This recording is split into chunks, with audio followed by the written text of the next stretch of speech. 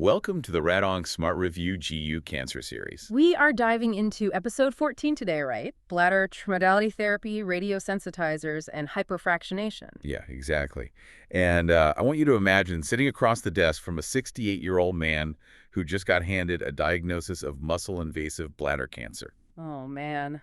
That is a heavy conversation. It really is. I mean, he has read the pamphlets, right? He looked up the standard surgical approach. Radical cystectomy. Right, which means removing his entire bladder, rerouting his ureters into a piece of his own bowel, and, wearing a stoma bag on his abdomen for the rest of his life. Yeah, that is a massive quality of life shift. Huge.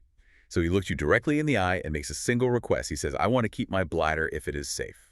And historically, like a few decades ago, you might have had to tell him that keeping his bladder meant compromising his chances of survival. Exactly. But today, we're going to break down exactly how you could look that patient in the eye and offer a curative, bladder-preserving pathway. Right. One that goes toe-to-toe with radical surgery. We are talking about trimodality therapy, or TMT. Plus the concurrent radiosensitizers and, of course, modern hypofractionation. But to get this right on your oral boards and to actually cure the patient in your clinic, you really have to understand the biological and physiological mechanics of every single step. So true. The mindset shift here is just everything. It is. You absolutely cannot approach this as a palliative maneuver. No, not at all. If your examiner asks you for the management of muscle-invasive disease and you frame trimodality therapy as the backup plan for a patient who is too frail for surgery. Oh, your board score will just plummet. Exactly. You are being tested on your clinical maturity. Can you evaluate a patient's anatomy, their tumor biology, their renal physiology, and actually construct a cohesive, multidisciplinary plan? And we're going to build that exact plan today using a specific clinical case, right? Yes. We're going to examine the microscopic tissue interactions, the pharmacology of the chemotherapy, and the radiation physics required to save this man's bladder. Okay, let's put the case anchor on the table so we have a physical reality to ground this discussion. Go for it. So we have a 68-year-old man referred to your clinic after experiencing painless gross hematuria. Classic presentation. Right. The urologist performed a cystoscopy and found a solitary 3-centimeter sessile tumor located on the right lateral bladder wall. Okay, so they took him to the operating room for a maximal TURBT, right? Yes, a transurethral resection of the bladder tumor. The pathology report confirms high-grade urothelial carcinoma invading the muscularis propria. And crucially, the pathologist explicitly notes that muscle is present in the resected specimen. Exactly. So we have a clinical stage T2 tumor. But we need the rest of his physiological context to make a real decision here. Right. What else did the workup show? Well, his evaluation shows no extensive CIS or carcinoma in situ. That's good. And his staging CT of the chest, abdomen, and pelvis is entirely negative. Meaning no enlarged pelvic lymph nodes and no distant visceral metastases. Exactly. N000. Plus, there is zero hydronephrosis on that imaging. Okay, what about his labs? We calculate his creatinine clearance at 55 milliliters per minute. Ah, 55. That's a very specific number. We'll definitely come back to that. Oh, we absolutely will. He also has mild COPD, but his baseline bladder function is excellent. So he voids a normal amount, sleeps through the night. Yeah, no severe baseline urgency at all. Okay, so when you synthesize all of that under pressure, you need to deliver a flawless, comprehensive assessment to your examiner. Right. So if I'm sitting in the hot seat, my 60-second response sounds something like this. Let's hear it. This is a 68-year-old man presenting with clinical stage T2, node negative, metastasis negative, muscle-invasive urothelial carcinoma of the bladder. Perfect opening. Because he has a solitary tumor, a visibly complete maximal TURBT, no hydronephrosis, no extensive CIS, and good baseline bladder capacity, he is a highly optimal candidate for bladder-preserving trimodality therapy. And what's the definitive plan? My definitive plan includes maximal TURBT, followed by concurrent chemoradiation. I will coordinate closely with medical oncology for concurrent systemic therapy and with urology for a planned cystoscopic reassessment. And you have to mention the backup plan, right? Exactly. I will counsel the patient extensively that salvage radical cystectomy is a required backup plan if invasive disease persists or recurs, and ensure he understands the lifelong commitment to close surveillance and the risk of late radiation toxicity. I mean, that is the gold standard summary right there. It touches on surgery, medical oncology, radiation technique, and long-term surveillance. Thanks. But the examiner will not just let you give the summary and move on. No, of course not. They will start dissecting your knowledge of the underlying mechanisms. So let's start with the definition of trimodality therapy itself. Yeah, because the name implies 3 specific pillars, and the sequence of those pillars is deeply rooted in tumor biology. Right. The triad is non-negotiable. First, you must have a maximal TURBT. Second, you must deliver concurrent chemoradiation. And third, there must be close cystoscopic surveillance with a planned salvage cystectomy if the treatment fails. That package right there is the curative model. But walk through a standard hospital ward or sit in a multidisciplinary tumor board, and you will see a completely different sequence happening all the time. Oh, yeah. A patient is diagnosed with muscle-invasive disease. They get sent to medical oncology for 3 or 4 cycles of neoadjuvant systemic chemotherapy. And then they get referred down to the radiation oncology department. Right. And the residents see this and internalize it. They just assume neoadjuvant chemotherapy is step 1 of trimodality therapy. And that assumption is a massive trap on the oral boards. Wait, really? Why is it such a trap? Because peritreatment systemic therapy, specifically neoadjuvant chemotherapy, is widely used for high-risk cisplatin-eligible patients who are heading toward a radical cystectomy. Right. We know from trials like SWOG 8710 that giving neoadjuvant chemotherapy before surgery improves overall survival by eradicating micrometastatic disease. Exactly, but when we are talking about the classical definition of bladder-preserving trimodality therapy, routine neoadjuvant chemotherapy is not the defining framework. Ah, I see. The examiners want to know if you understand the synergy between surgical debulking and local radiosensitization. Right. So if your knee-jerk reaction is to just throw the kitchen sink, throw neoadjuvant systemic therapy at the bladder before radiation. You are signaling that your understanding of the core preservation model is muddy. Yeah, you have to look at the landmark bladder preservation protocols, particularly from institutions like Massachusetts General Hospital or the RTOG trials. Right. They did not uniformly mandate neoadjuvant systemic therapy for everyone. Because the fundamental biological premise of trimodality therapy relies on reducing the gross tumor volume to microscopic levels surgically. Exactly. And then exploiting the vulnerability of those remaining microscopic cells using a radiosensitizer and a photon beam simultaneously. Neoadjuvant chemotherapy adds time, it adds systemic toxicity, and it can delay the definitive local therapy. While it is utilized in certain real-world scenarios for very high-risk patients, standardizing it as the foundational step of your board answer just dilutes your core argument. You start to sound like you are hedging your bets instead of confidently prescribing a definitive local therapy. Precisely. But doing a TURBT and throwing radiation at a bladder does not magically guarantee a cure. No, definitely not. If the tumor biology is wrong or the patient's underlying anatomy is compromised, the radiation is going to fail miserably. Or the patient will be left with a catastrophic quality of life. Right. So who actually survives this process and gets to keep a functional bladder? Let's break down the criteria that make our 68-year-old case anchor the perfect candidate. Yeah, because the clinical presentation of our case was highly curated for this exact reason. He has a clinical T2 unifocal tumor.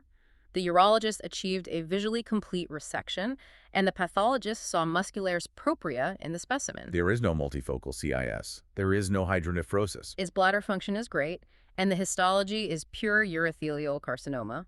Right.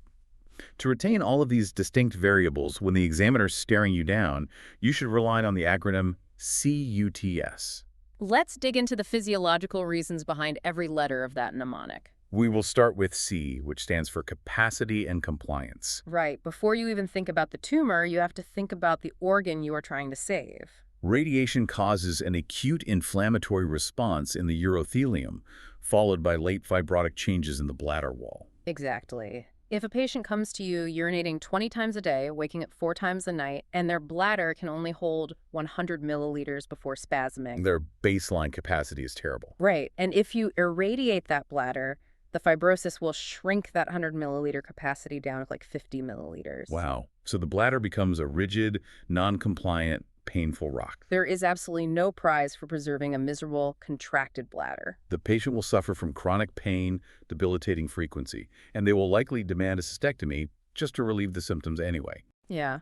And the other dimension of the C is patient compliance regarding follow-up. Right. We are not just treating them for 4 to 6 weeks and discharging them. No, this protocol requires rigid cystoscopy every 3 to 6 months for years. So if the patient has severe dementia, lacks transportation, or simply refuses to undergo frequent invasive bladder scopes, They are a terrible candidate. They will default on their follow-up, develop an asymptomatic invasive recurrence, and progress to incurable metastatic disease. just because you missed the window for a salvage operation. Exactly. So that's the C. Moving to the U in CUTS. This stands for unifocal and urothelial. Right, the spatial distribution of the tumor dictates the biological stability of the bladder lining. You want a solitary unifocal tumor. Because the entire urinary tract, from the renal pelvis down through the ureters and the bladder, is lined with urothelium. Right, and if a patient presents with 3 or 4 distinct tumors scattered across different walls of the bladder, it strongly suggests a field cancerization effect. Meaning the entire mucosal lining is genetically unstable and primed to form new tumors. Exactly, and radiation is a localized treatment. We can sterilize the existing tumors, but we cannot permanently reverse the underlying genetic instability of the entire bladder lining. So the local recurrence rate for multifocal disease is unacceptably high. Yeah, and the second part of that U requires the histology to be pure urothelial carcinoma. Right, because bladder tumors can exhibit variant histologies, and those variants drastically change the biological behavior. So if the pathologist reports pure squamous cell carcinoma, that is often driven by chronic irritation. Like patients with long-term indwelling catheters or recurrent severe infections. Or in certain parts of the world, schistosomiasis infections. Right, and radiation does not solve the chronic inflammatory drive of squamous cell carcinoma, so surgical resection is heavily favored. Similarly, a pure adenocarcinoma of the bladder behaves differently and requires surgery. And what if you see small cell or neuroendocrine histology? That is an immediate pivot. Small cell bladder cancer is highly aggressive, micrometastatic from the start, and behaves much like small cell lung cancer. So you treat it with upfront, heavy systemic chemotherapy, often followed by consolidation. Standard trimodality therapy is entirely the wrong tool for those variant histologies. Okay, so now we hit the T, which emphasizes that the TURBT must be maximal. Right, this isn't just a casual biopsy, it is a profound surgical debulking. And the radiobiology behind this requirement is honestly fascinating. It really is. A radiation oncologist needs the urologist to scrape that tumor down to the deepest possible base. Visibly removing all macroscopic disease and ensuring the muscularis propria is captured in the sample so we know exactly how deep the invasion goes. Exactly. The physics and biology of why we need a maximal debulking come down to tumor hypoxia and cell counts. Right, because a bulky 4-centimeter tumor mass contains billions of cancer cells. And as that tumor grows outward into the bladder lumen, its disorganized, chaotic blood vessels cannot keep up. So the center of that tumor mass becomes severely hypoxic. It lacks oxygen entirely. Yes. And radiation relies heavily on the presence of oxygen to create reactive oxygen species, specifically hydroxyl radicals. Which are what permanently damage the cancer cell's DNA. Exactly. This is the oxygen fixation hypothesis. Hypoxic cells are incredibly radioresistant. They can require up to 3 times the radiation dose to achieve the same cell kill as well-oxygenated cells. Wow. So if a urologist leaves a massive hypoxic chunk of tumor behind, our standard radiation doses simply will not sterilize it. But by aggressively resecting the tumor down to a flat microscopic bed, the urologist eliminates the hypoxic core. And leaves behind only a microscopic layer of well-oxygenated cells that are highly sensitive to our radiation beams. Exactly. Okay, let's round out the mnemonic with the S, which stands for sans hydronephrosis and CIS. Right, sans meaning without. Extensive carcinoma in situ is essentially high-grade, flat dysplasia spreading across the mucosa. It is the ultimate marker of diffuse mucosal instability. If a bladder is carpeted in CIS, treating one specific area with radiation is futile because the surrounding mucosa is already on the verge of malignant transformation. Exactly. And hydronephrosis is an even more critical physiological red flag. Hydronephrosis means the kidney is swelling because urine cannot drain down into the bladder. Right. In the context of bladder cancer, this usually means the tumor has grown so deeply and aggressively into the trigono of the bladder that it has physically engulfed and obstructed the ureteral orifice. Okay, and what does that tell us clinically? Two things. First, the tumor biology is incredibly aggressive and locally advanced, pushing it far beyond a simple superficial muscle invasion. And second, Second, the back pressure of the trapped urine is actively destroying the renal cortex, meaning the patient's kidney function on that side is plummeting. wait, if the staging CT shows mild hydronephrosis on the right side, does that automatically disqualify the patient? That's a great question. Like if an examiner asks if I would ever offer radiation to a patient with mild hydronephrosis, do I just say absolutely not? Surgery is the only option. Ah, that is a classic trap to test your rigidity. Medicine is rarely composed of absolute nevers. Right. Hydronephrosis is a highly adverse feature. It makes them a statistically poor candidate for preservation, and it should force your discussion strongly toward radical cystectomy. But what if they aren't a surgical candidate? Exactly. Consider a patient who has severe heart failure, requires continuous oxygen for profound emphysema, and is absolutely medically inoperable. Or consider a patient who vehemently refuses surgery and says they would rather die than have a stoma bag. Right. In those specific scenarios, you might still proceed with radiation because it is the only viable option left. But for a fit, healthy 68-year-old man, mild hydronephrosis means you need to document a very intense conversation explaining why surgical removal is heavily preferred due to the high risk of local failure. You respect the red flag, you don't necessarily lock the door, but you make sure the examiner knows you see the danger. Got it. So, proving that a patient cleanly passes all of these CUTS criteria requires a flawless, comprehensive, multidisciplinary workup. Before a single drop of radiation is ever prescribed. Right. You cannot just skim the referral note, look at the final pathology line, and start contouring your radiation volumes. You have to act like a detective. You need the actual operative dictation from the urologist. You need to read their subjective impression of the surgery. Did the urologist write, "I resected all visible tumor down to clean muscle fibers"? Or did they write, "Resection was limited by severe bleeding and tumor bulk extending toward the dome"? Those two sentences dictate completely different treatment realities. Exactly. You also need to personally review the high-quality staging CT scans, specifically looking at the pelvic sidewalls and the retroperitoneal nodes. And crucially, you need a highly accurate measurement of their renal physiology. Which brings us directly back to our 68-year-old case anchor. Right, the prompt explicitly stated his calculated creatinine clearance is 55 milliliters per minute. On an oral board exam, every number is a calculated pivot point. That 55 milliliters per minute isn't just demographic filler. No, it dictates the entire pharmacological strategy of your medical oncology colleague. Exactly.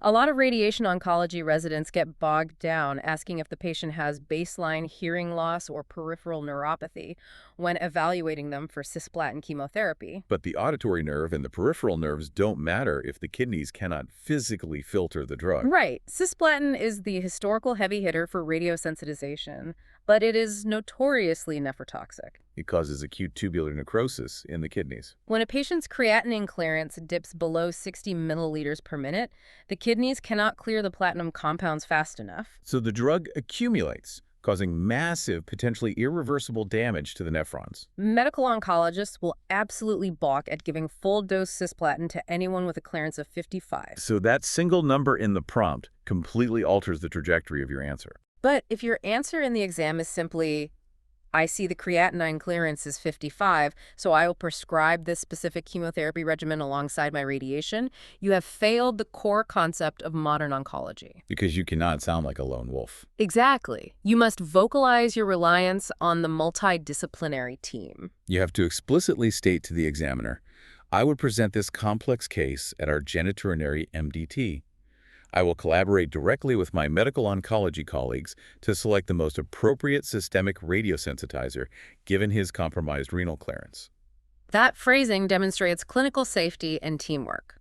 And it leads directly into the actual decision of which radiosensitizer to use. Right. There is a foundational rule of radiobiology and clinical practice here. Radiation alone is never the preferred curative answer for a medically fit bladder preservation candidate. If you have a patient whose heart, lungs, and liver are healthy enough to tolerate systemic therapy, offering them radiation as a monotherapy for curative intent muscle-invasive bladder cancer is malpractice. So why is radiation alone so ineffective? It comes down to DNA repair mechanisms. Right. When our high-energy photon beams pass through the tumor, they cause double-strand breaks in the cancer cell's DNA. But cancer cells are incredibly resilient. They have elaborate enzymatic pathways to recognize that damage and repair the broken DNA strands before the cell attempts to divide. If they repair the DNA, the cell survives and the tumor continues to grow. We need a concurrent chemical agent to poison those repair mechanisms. And we have 3 universally accepted systemic strategies to achieve that radiosensitization. And you must know the exact pharmacological rationale for each. Okay, the first is cisplatin. Right. This is the classic evidence-based choice for the robustly eligible patient. Cisplatin is a heavy metal compound that enters the cell and forms bulky covalent crosslinks directly onto the DNA strands. When the radiation beam shatters the DNA, the presence of those platinum crosslinks completely physically blocks the cell's repair enzymes from stitching the strands back together. So the cell undergoes apoptosis. Exactly. If a patient has pristine kidneys, a clearance well over 60 milliliters per minute, and normal hearing, cisplatin is a phenomenal choice. But our patient has a clearance of 55 milliliters per minute. Cisplatin is out.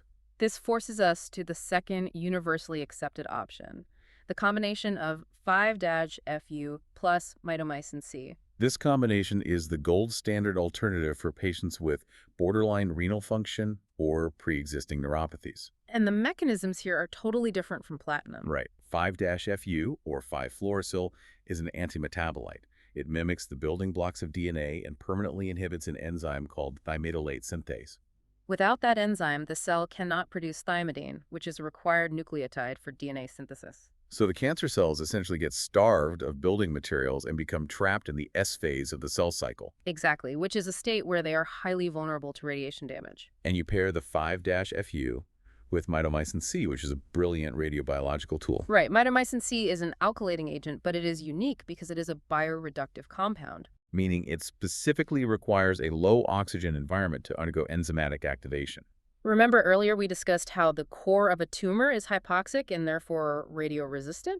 Yes. So mitomycin C actually targets those exact radioresistant hypoxic cells. While the radiation destroys the well-oxygenated cells on the periphery, the mitomycin C is activated in the hypoxic center, cross-linking the DNA of the cells the radiation couldn't kill. It is a perfect complementary mechanism. The third option, which is becoming the standard of care in many modern clinics, is single-agent gemcitabine. Gemcitabine is a nucleoside analog. It gets incorporated directly into the replicating DNA strand and causes chain termination. The cell simply cannot finish copying its DNA. It is incredibly potent at radiosensitizing human tissues, and it is generally much better tolerated in older, frail patients than the multi-drug regimens. So bringing this back to our 68-year-old case anchor, you have to make a definitive choice. With his clearance of 55, you can confidently state, due to his borderline renal function, cisplatin is contraindicated.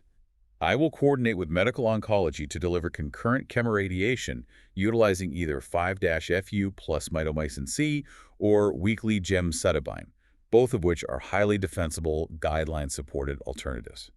And if you choose to defend the 5-FU and mitomycin C regimen, the examiner will expect you to cite the landmark trial that validated it. Right, you are standing on the shoulders of the BC 2001 trial. But here's the critical analytical trap. Do not oversell the statistical data of that trial. Because residents often walk in and boldly claim that the BC 2001 trial proved that adding chemotherapy improves overall survival. Right. It did not. Precision with the literature is paramount. The BC 2001 trial randomized patients to receive either definitive radiotherapy alone or radiotherapy with concurrent 5-FU and mitomycin C. The addition of the chemotherapy significantly improved local regional control. It decreased the rate of invasive recurrences in the bladder. However, it did not show a statistically significant improvement in overall survival. This is largely because the patient population was older and had significant competing risks for mortality, such as cardiovascular disease. So the clean, accurate board phrasing is, the BC 2001 trial demonstrated that concurrent 5-FU and mitomycin C improves local regional control without significantly increasing late toxicity compared to radiation alone. It is a local control win. And if you want to demonstrate a truly global grasp of radiobiology, you could briefly mention the BCON trial from the United Kingdom. Right. The BCON trial tackled the hypoxia problem directly. Not with drugs like mitomycin C, but with physical gases. They use carbogen, which is a mixture of oxygen and carbon dioxide. The carbon dioxide acts as a vasodilator, opening up the clamped-down tumor blood vessels, allowing the high-concentration oxygen to flood into the hypoxic core. They paired this with nicotinamide, which prevents transient fluctuations in tumor blood flow. This combination sensitized the tumor to radiation. You don't need to adopt this as your daily practice, but dropping a one-sentence reference to the BCON trial shows the examiner you deeply understand the fundamental problem of tumor hypoxia. So we have our biological and pharmacological foundation perfectly laid out. We selected the ideal patient. The urologist cleared out the necroscopic disease. We calculated the renal clearance and aligned with the medical oncologist to deliver 5-FU and mitomycin C to overcome the cellular repair mechanisms. Now we have to execute the physical delivery of the radiation. How do we configure the photon beams to eradicate the microscopic disease without destroying the patient's normal pelvic organs? An examiner will almost certainly test your confidence on the target volumes by proposing a seemingly safer alternative. They will ask, for our patient who is clinical stage T2, node negative, and metastasis negative, shouldn't we treat the pelvic lymph nodes electively just to be safe? Right. We treat the pelvic nodes electively in high-risk prostate cancer and in cervical cancer. Why wouldn't we irradiate the obturator and iliac nodes here to catch any microscopic spread? And if you nod and agree to treat the nodes just to appease the examiner, you lose points. You need to firmly correct this assumption based on anatomical realities and toxicity profiles. Elective pelvic nodal irradiation in bladder cancer is a highly individualized decision. It is absolutely not mandatory. Treating the whole bladder alone is the standard, most highly defensible, guideline-consistent approach for a stringently selected node-negative patient. Why is treating the nodes so dangerous in this specific context? It comes down to the volume of normal tissue exposed to radiation and the concurrent chemotherapy. The bladder sits low in the true pelvis. If you decide to treat the external iliac, internal iliac, and obturator lymph node chains all the way up to the common iliac bifurcation, You are radically expanding your radiation field. You are now irradiating massive volumes of small bowel, the rectum, and the sigmoid colon. and remember, you are not just giving radiation. You are pumping the patient full of 5-FU and mitomycin C, which are incredibly toxic to rapidly dividing mucosal cells, like the lining of the gastrointestinal tract. If you irradiate the entire pelvis concurrently with those agents, the acute gastrointestinal toxicity skyrockets. The patient will suffer from severe diarrhea, cramping, and weight loss, potentially forcing you to halt the life-saving treatment prematurely. Late bowel complications, such as strictures or chronic malabsorption, become a real threat. For a standard, well-selected T2 node-negative case, confining your target volume strictly to the whole bladder minimizes that collateral damage and ensures the patient can actually complete the therapy. Once we agree to target the whole bladder alone, we have to decide on the dose and the fractionation schedule. How many days is this patient coming to the machine, and how much energy are we depositing each day?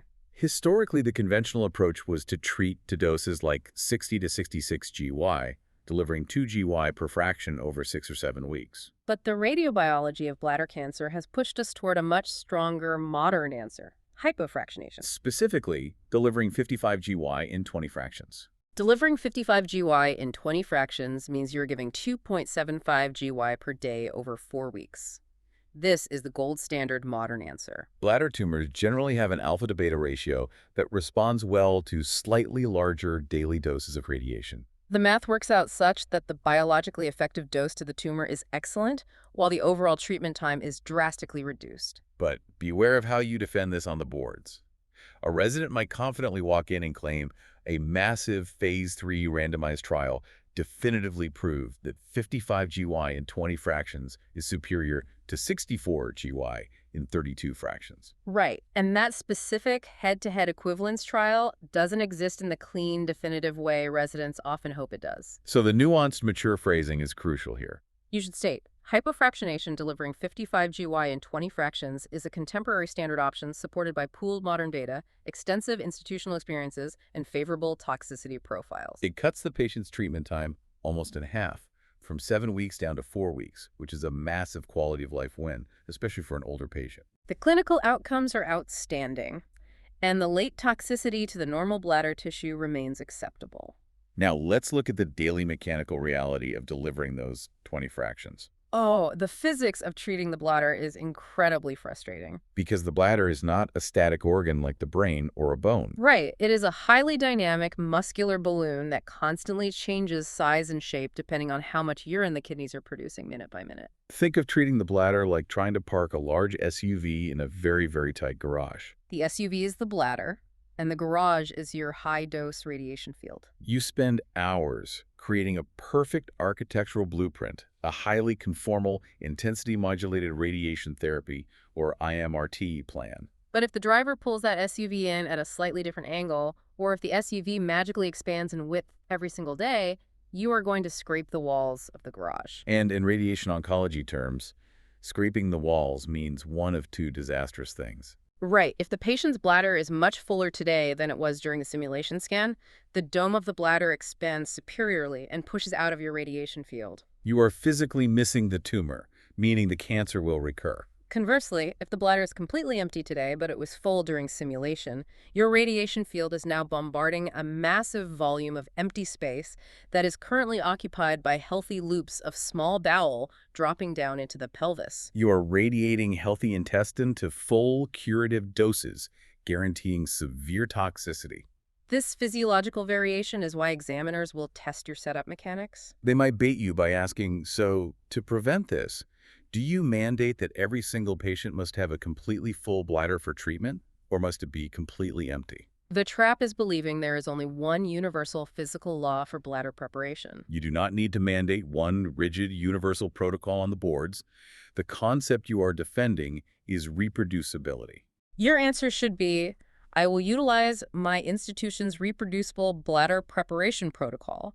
Typically, this involves having the patient empty their bladder, drink a highly specific volume of water, say 16 ounces, and wait exactly 30 minutes before the simulation scan. We will repeat that exact hydration timing every single day for their 20 fractions. The critical factor is ensuring that the daily internal anatomy perfectly matches the geometric blueprint captured at simulation. And you verify that match using daily image guidance. You cannot just align the patient's external skin tattoos and turn on the beam. You must use a daily cone beam CT scan while they're on the treatment table. You are looking at the soft tissue directly. Is the rectum filled with gas today, pushing the posterior wall of the bladder anteriorly out of the target zone? Is the dome of the bladder extending too high? If the cone beam CT shows the SUV is parked crooked, you do not deliver the treatment. You pull the patient off the table, have them use the restroom or drink more water, and try again until the anatomy aligns. It requires meticulous, obsessive daily attention from the physician. But that meticulous attention does not evaporate once the 20th fraction is delivered. No, the moment the radiation is finished, the real lifelong work of trimodality therapy begins. TMT is not a treatment you deliver and then discharge the patient. It is a permanent contract between the patient, the urologist, and the radiation oncologist. This is where we confront the reality of the built-in salvage pathway. A salvage radical cystectomy is not a medical error.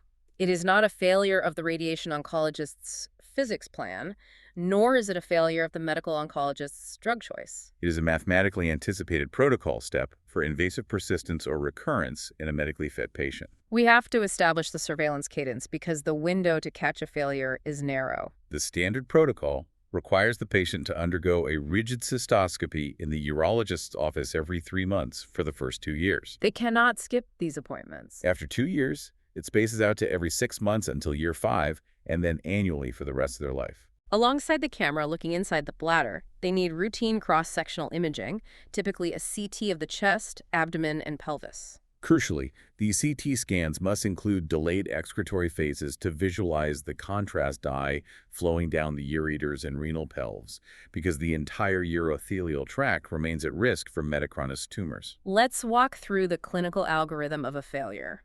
If the urologist performs that first follow-up cystoscopy at 3 months, and the biopsy shows that muscle-invasive tumor is still present, the radiation has definitively failed. You do not offer a second round of radiation. You do not try different chemotherapy. You immediately activate the salvage cystectomy plan. The organ must come out. But what if the recurrence is not muscle invasive? What if, 2 years down the line, the urologist sees a tiny millimeter-sized lesion, biopsies it, and the pathologist reports a strictly non-muscle invasive low-grade TON tumor. Do we immediately resort to removing the entire irradiated bladder for a superficial lesion? Not necessarily, and this is where profound clinical judgment and multidisciplinary trust are required. If the recurrence is strictly superficial and non-muscle invasive, conservative management might still be viable. The urologist might employ local intravesical therapies, instilling BCG or intravesical chemotherapy directly into the bladder. This can safely preserve the bladder for several more years. However, an irradiated bladder has compromised microvasculature.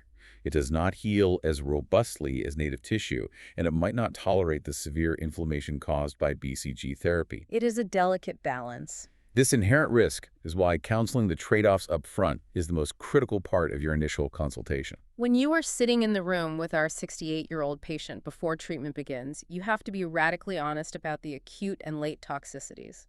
Acutely, during those 4 weeks of 55 GY and chemotherapy, his pelvic mucosa is going to suffer. He will experience severe dysuria, which is burning with urination. He will face extreme urinary urgency and frequency as the bladder muscle spasms from the radiation inflammation. Because of the 5-FU and mitomycin C, his bone marrow will be suppressed, putting him at risk for leukopenia or thrombocytopenia. Those acute issues usually resolve within weeks of finishing treatment. The late toxicities are what dictate the patient's long-term reality. Months or years down the line, the acute inflammation transitions into chronic fibrosis.